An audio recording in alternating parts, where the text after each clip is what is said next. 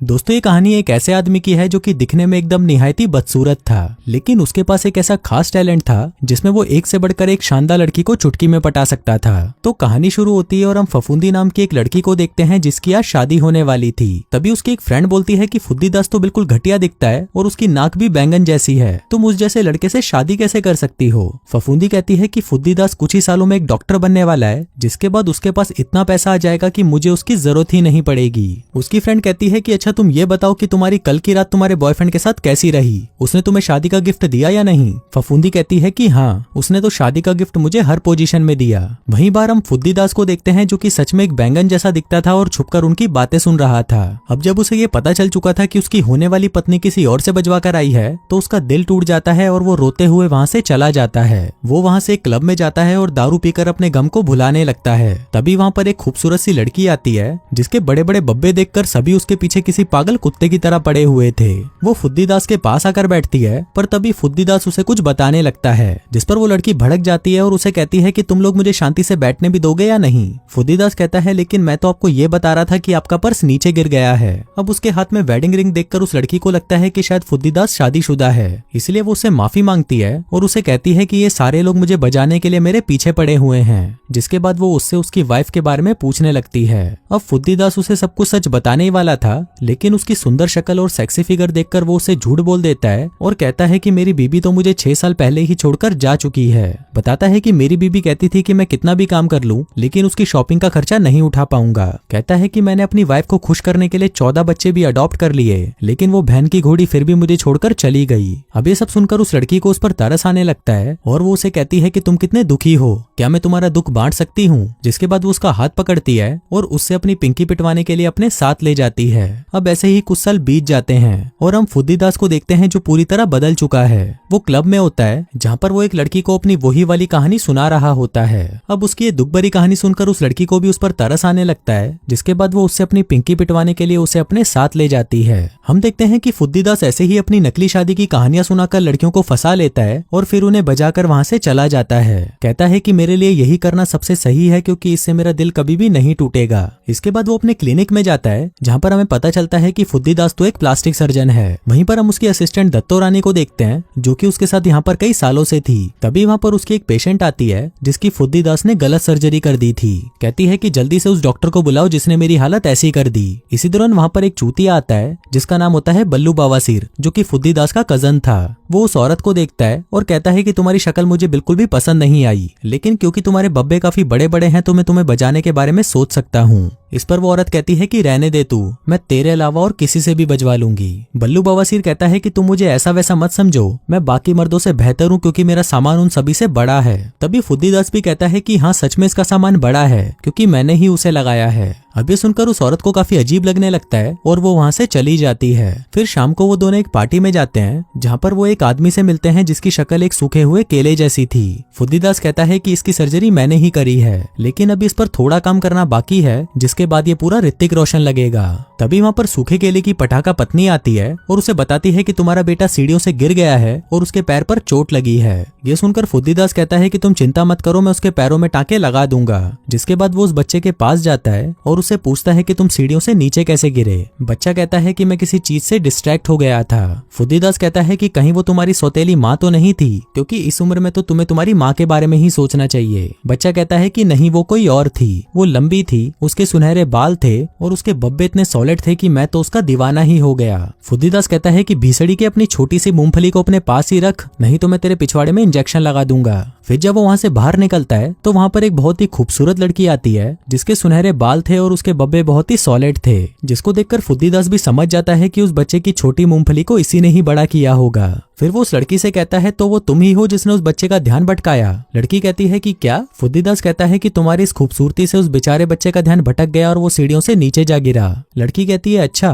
फिर तो इसके लिए मुझे सजा भी मिलनी चाहिए। जिसके बाद वो उसे लेकर बाहर आ जाती है। वो बताती है कि मेरा नाम नशीली मुन्नी है और मैं एक टीचर हूँ। फिर वो फुद्दी दास से पूछती है कि तुम क्या करते हो, जिस पर वो बताता है कि मैं एक प्लास्टिक सर्जन हूँ। नशीली मुन्नी कहती है कि मुझे प्लास्टिक सर्जरी फेक लगती है क्योंकि उससे कोई भी सुंदर नहीं दिखता। फुद्दी दास कहता है कि मैं एक अच्छा प्लास्टिक सर्जन हूँ और मेरी सारी सर्जरी बिल्कुल सही रही है। जैसे तुम उस लड़के को ही देख लो, पहले उस लड़के का पिछवाड़ा सपाट था लेकिन फिर मैंने उसकी सर्जरी करके उसे मोटा कर दिया। इसके बाद वो दोनों बातें करते करते बीच पर पहुंच जाते हैं। फुद्दीदास उसे बताता है कि मुझे तुम्हारे साथ आज वक्त बिताकर बहुत अच्छा लगा, मैंने पहले कभी ऐसा महसूस नहीं किया जैसा मैं आज कर रहा हूँ। इसके बाद वो दोनों एक दूसरे को चूसने लग जाते हैं और फिर वहीं खुले समुद्र के बीचों बीच वो दोनों दबाकर मजदूरी करने लगते हैं। फिर अगली सुबह जब वो उठते हैं तो नशीली मुन्नी उसे कहती है कि अभी तो मुझे काम पर जाना है, लेकिन तुम मुझे अपना नंबर दे दो ताकि अगली बार हम ये दोनों तुम्हारे घर पर तुम्हारे पलंग पर कर सकें। फुद्दीदास कहता है कि मेरी पैंट की जेब में मेरा कार्ड पड़ा है, तुम उसे निकाल लो। वैसे ये मैं तुम्हें खुद निकाल कर दे देता, लेकिन दिन में तुम मेरा सामान देखकर डर जाओगी और यहाँ से भाग जाओगी।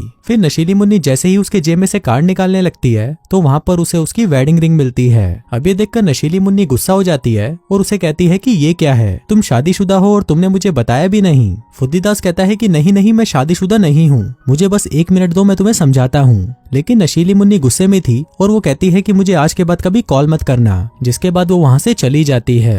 अब फुद्दीदास सच में नशीली मुन्नी से प्यार करने लगा था, इसलिए वो उसे मनाने के लिए उसके स्कूल पहुंच जाता है। लेकिन नशीली मुन्नी उसे कहती है कि मैंने तुम्हें बोला था ना कि मुझे तुमसे नहीं मिलना, मुझे शादीशुदा मर्द बिल्कुल भी पसंद नहीं है। मेरे बाप ने भी ऐसे ही एक शादीशुदा औरत के लिए मेरी माँ को धोखा दिया था और मैं भी किसी शादीशुदा औरत का घर नहीं तोड़ना चाहती। तभी वहाँ पर खड़ा एक बच्चा फुद्दीदास से कहता है कि इससे दूर रहे भीसड़ी के। फुद्दीदास उसे कहता है कि चुप कर जा, नहीं तो मैं तेरी मूंगफली काट दूंगा। फिर वो नशीली मुन्नी को बताता है कि मैं शादीशुदा तो हूँ, लेकिन मेरी वाइफ का कहीं और अफेयर चल रहा है। नशीली मुन्नी कहती है कि अगर तुम्हें इससे प्रॉब्लम है तो तुम उसे तलाक क्यों नहीं दे देते। इस पर फुद्दीदास कहता है कि मैं उससे तलाक ले रहा हूँ, कुछ ही दिनों में हम पेपर साइन करने वाले हैं, जिसके बाद मैं उससे पूरी तरह आजाद हो जाऊंगा। नशीली मुन्नी उसे पूछती है कि उसका नाम क्या है। फुद्दीदास कहता है कि जोगिंदर जहरीली। नशीली मुन्नी कहती है कि उसका नाम जोगिंदर जहरीली है। फुद्दीदास कहता है कि हाँ, कितना गंदा नाम है ना, और उसके नाम के साथ साथ उसकी हरकतें भी बहुत गंदी हैं, इसीलिए तो हम दोनों अलग हो रहे हैं। नशीली मुन्नी पूछती है अच्छा तुम्हारी वाइफ का अफेयर किसके साथ है। फुद्दीदास बताता है कि उसका नाम है बल्लू बवासीर। नशीली मुन्नी कहती है कि हर आदमी यही बोलता है कि वो अपनी वाइफ को छोड़ देगा, लेकिन ऐसा कुछ नहीं होता। फुद्दीदास कहता है कि नहीं, मैं उसे छोड़ दूंगा, वैसे भी मेरी वाइफ उस बल्लू बवासीर के साथ बहुत खुश है और अब मैं भी खुश होना चाहता हूँ, जिसके लिए मुझे तुम्हारे साथ रहना है। अब नशीली मुन्नी इसके लिए मान जाती है, लेकिन वो कहती है कि पहले मुझे तुम्हारी वाइफ से मिलना है। अभी सुनकर फुद्दीदास पहले तो घबरा जाता है, लेकिन फिर वो कहता है कि ठीक है, तुम उससे शाम को मिल लेना। जिसके बाद वो वहाँ से सीधा अपनी असिस्टेंट दत्तो रानी के पास जाता है और उसे कहता है कि प्लीज आज के लिए तुम मेरी फेक वाइफ बन जाओ।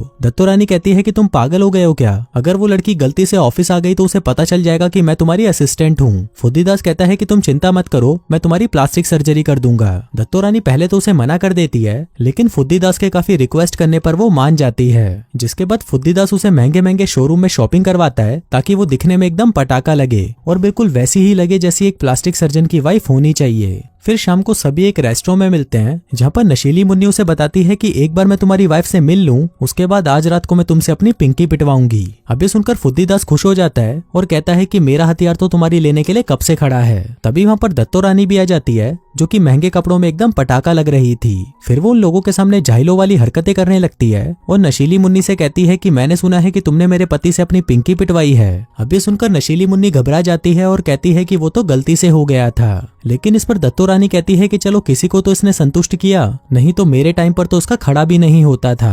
तभी फुद्दीदास और दत्तो रानी आपस में लड़ने लग जाते हैं, जिसको देखकर नशीली मुन्नी भी समझ जाती है कि ये दोनों डिवोर्स लेकर बिल्कुल सही कर रहे हैं। इसके बाद वो सभी वहाँ से जाने लगते हैं, लेकिन तभी दत्तो रानी को उसके बच्चों का फोन आता है और वो नशीली मुन्नी के सामने ही उससे बात करने लगती है। अभी देखकर नशीली मुन्नी कहती है कि तुम दोनों के बच्चे भी हैं, जिस पर फुद्दीदास कहता है कि हाँ वो गलती से हो गए थे थोड़े से। अब दत्तो रानी तो घबरा जाती है और अपना पिछवाड़ा उठाकर वहाँ से चली जाती है। वहीं फुद्दीदास उससे पूछता है कि क्या तुम्हें ये जानकर मुझ पर गुस्सा नहीं आ रहा, जिस पर नशीली मुन्नी कहती है कि नहीं, बल्कि मुझे तो और भी अच्छा लग रहा है क्योंकि मुझे बच्चे बहुत पसंद है। इस पर फुद्दीदास कहता है कि मुझे भी बच्चे बहुत पसंद है और मैं तो उनके बिना रह भी नहीं सकता। तभी नशीली मुन्नी कहती है कि मैं भी तुम्हारे बच्चों से मिलना चाहती हूँ, जिस पर फुद्दीदास कहता है कि हाँ क्यों नहीं। फिर अगले सीन में हम देखते हैं कि फुद्दीदास दत्तो रानी के बच्चों के पास जाता है और उनसे कहता है कि तुम दोनों को एक दिन के लिए मेरे बच्चे बनने की एक्टिंग करनी होगी। अब बच्चे इसके लिए मान तो जाते हैं, लेकिन वो कहते हैं कि हमें भी तो चाहिए इसके बदले में कुछ। फुद्दीदास कहता है कि क्या चाहिए तुम्हें, जिस पर लड़की कहती है कि मैं तो एक्टर बनना चाहती हूँ, तो तुम्हें मुझे एक्टिंग स्कूल में डालना होगा। और वहीं लड़का कहता है कि मुझे हवाई जाकर डॉल्फिन्स के साथ स्विमिंग करनी है, इसलिए तुम मुझे हवाई ले जाओ।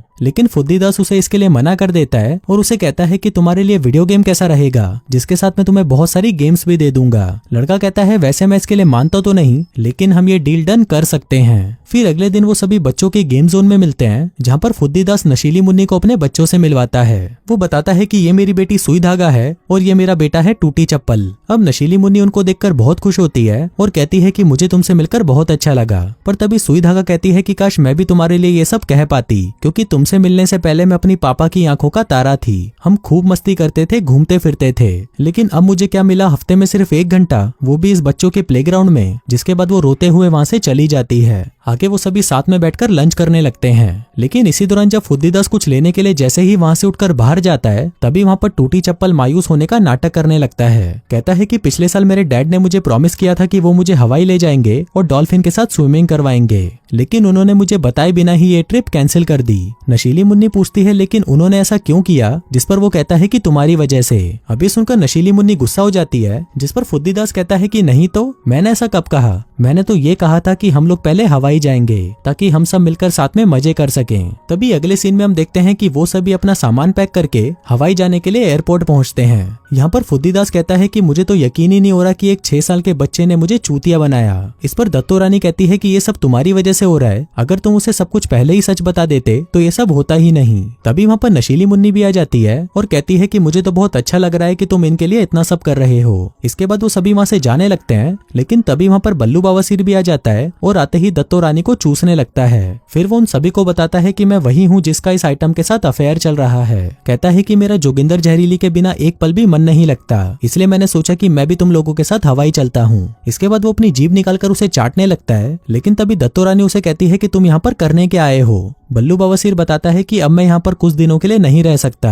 क्योंकि मैंने अपने सामान की फोटो अपनी गर्लफ्रेंड को भेजी थी, लेकिन वो फोटो उसने अपने हस्बैंड को दे दी और अब उसका हस्बैंड मेरी ठुकाई करने के लिए आता ही होगा। इसके बाद वो सभी हवाई पहुंच जाते हैं, जहां पहुंचते ही वो एक होटल में जाते हैं रहने के लिए रूम बुक करने। वहीं होटल मैनेजर उनको बताता है कि आपकी रिजर्वेशन नहीं हुई, इसलिए आपका हुआ एक रात का $12,000। अब ये सुनते ही फुद्दीदास की फट जाती है और वो कहता है कि $12,000 एक रात के? क्या बिस्तर सोने का बना है या बाथरूम में हीरे लगे हैं, या रात को तू मुझे बजाने के लिए आइटम भी साथ में देगा? मैनेजर कहता है कि ऐसा तो कुछ नहीं है, लेकिन आपके इस आइडिया के बारे में मैं जरूर सोचूंगा।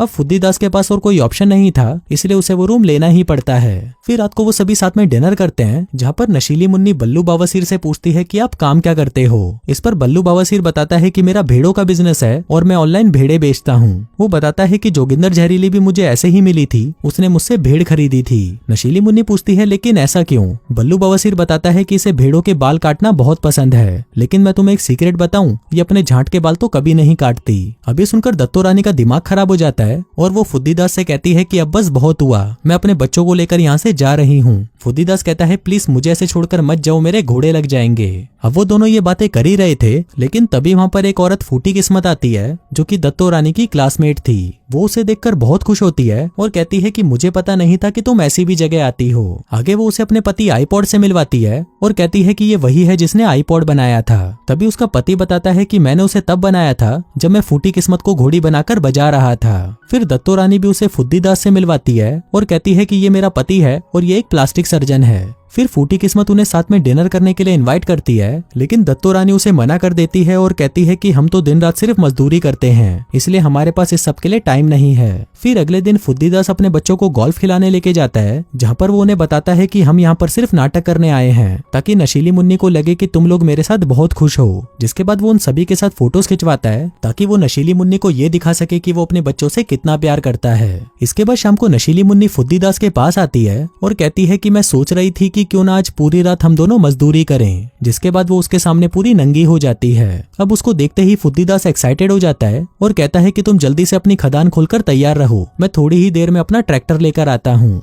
लेकिन तभी उसे दत्तो रानी का फोन आता है और वो उसे कहती है कि फूटी किस्मत ने हमें डिनर पर बुलाया है। फुद्दीदास कहता है कि मैं आज नहीं आ सकता, मुझे आज रात को मजदूरी करनी है। लेकिन दत्तो रानी उसे रिक्वेस्ट करती है और कहती है कि मैंने आज तक तुमसे कुछ नहीं मांगा, लेकिन आज मुझे तुम्हारी जरूरत है तो प्लीज मना मत करो। अब फुद्दीदास के पास और कोई रास्ता नहीं था, इसलिए वो आज रात के लिए नशीली मुन्नी को बल्लू बवासीर के साथ बाहर भेज देता है और खुद दत्तो रानी के साथ फूटी किस्मत और आईपॉड के साथ डिनर करने चला जाता है। इसी दौरान वहाँ पर एक कंपटीशन हो रहा होता है, जिसको देखकर फूटी किस्मत किस्मत कहती है कि मैं भी इस कंपटीशन में हिस्सा लूंगी। अब क्योंकि दत्तो रानी को भी शो ऑफ करना था, इसलिए वो भी कह देती है कि मैं भी इस कंपटीशन में हिस्सा लेने वाली हूँ। फिर उन दोनों के बीच में एक डांस कंपटीशन होता है जिसमें वो दोनों ही काफी अच्छा परफॉर्मेंस देती हैं और उन दोनों के बीच में टाई हो जाता है। इसके बाद एक फाइनल कंपटीशन होता है जो कि कपल के बीच में था। इसमें उन दोनों को बिना गिराए एक नारियल को अपने पेट से लेकर अपने मुंह तक लाना था, लेकिन इसी दौरान आईपॉड से वो नारियल नीचे गिर जाता है तो वो उसे बिना छुए अपने पिछवाड़े से ही उठा लेता है। लेकिन वहीं दत्तो रानी और फुद्दीदास काफी अच्छा खेलते हैं और वो ये कंपटीशन जीत जाते हैं। फिर वापस आने पर उन्हें नशीली मुन्नी मिलती है जो उसे बताती है कि मुझे तुम्हारे साथ यहाँ पर आकर बहुत अच्छा लगा, तुम बहुत अच्छे आदमी हो और एक अच्छे हस्बैंड भी। मुझे तो तुम्हारे जैसा ही हस्बैंड चाहिए था, इसलिए हम दोनों कल ही शादी कर रहे हैं। तभी वहाँ पर दत्तो रानी भी आ जाती है और जब उसे पता चलता है कि नशीली मुन्नी और फुद्दीदास कल शादी कर रहे हैं तो वो मायूस हो जाती है क्योंकि अब वो फुद्दीदास को पसंद करने लगी थी। लेकिन वो इस बारे में उसे कुछ नहीं कहती और वहाँ से चली जाती है। फिर उसी रात हम फुद्दीदास को देखते हैं जिसे शादी के बारे में सुनने के बाद रात को नींद तक नहीं आ रही थी क्योंकि अब उसे भी दत्तो रानी से प्यार हो चुका था। फिर अगली सुबह जब दत्तो रानी उदास बैठी थी तो फूटी किस्मत उसके पास आती है और उससे पूछती है कि तुम्हारे हस्बैंड कहाँ पर हैं, जिस पर दत्तो रानी उसे सब कुछ सच बता देती है और कहती है कि ये मेरा हस्बैंड नहीं है, वो मेरे बॉस हैं जिनकी आज शादी होने वाली है। शायद मुझे उनसे प्यार हो गया था लेकिन अब इन बातों का कोई मतलब नहीं। अब ये सुनकर फूटी किस्मत भी उसे सच बता देती है और कहती है कि मेरे पति ने कोई आईपॉड नहीं बनाया बल्कि वो तो एक जुआरी है और हम दोनों अगले महीने ही डिवोर्स ले रहे हैं क्योंकि वो एक गे भी है। इस पर दत्तो रानी कहती है कि कल जब उसने अपने पिछवाड़े से नारियल उठाया था तभी मैं समझ गई थी कि ये तो साला मीठा है। इसी दौरान वहाँ पर फुद्दीदास आता है और उसे कहता है कि मैं नशीली मुन्नी से शादी नहीं कर रहा क्योंकि मुझे नहीं लगता कि वो मेरे लिए सही है। कहता है कि मेरे लिए सिर्फ तुम सही हो और सिर्फ तुम ही हो जिससे मैंने आज तक कभी झूठ नहीं बोला, और मैं जब भी तुम्हें क्लिनिक में हंसता हुआ देखता हूँ मेरा पूरा दिन बहुत अच्छा जाता है। मैं अपनी जिंदगी को नए सिरे से शुरू करना चाहता हूँ, तो क्या तुम मुझसे शादी करोगी? अभी सुनकर दत्तो रानी खुश हो जाती है और फिर वो दोनों एक दूसरे को चूसने लगते हैं। आगे फिल्म के लास्ट सीन में हम देखते हैं कि फुद्दीदास और दत्तो रानी शादी कर लेते हैं और वो दोनों साथ में बहुत खुश हैं। वहीं नशीली मुन्नी को भी अपनी उम्र का एक बास्केटबॉल प्लेयर मिल जाता है, जिसके बाद वो दोनों भी साथ में शादी कर लेते हैं। आखिर में फुद्दीदास बताता है कि फाइनली मैंने अपनी वेडिंग रिंग पहन ही ली क्योंकि मुझे मेरा सच्चा प्यार मिल चुका है और मुझे पूरा विश्वास है कि वो मुझे कभी भी धोखा नहीं देगी। और दोस्तों, इसी के साथ ही ये कहानी यहीं खत्म हो जाती है।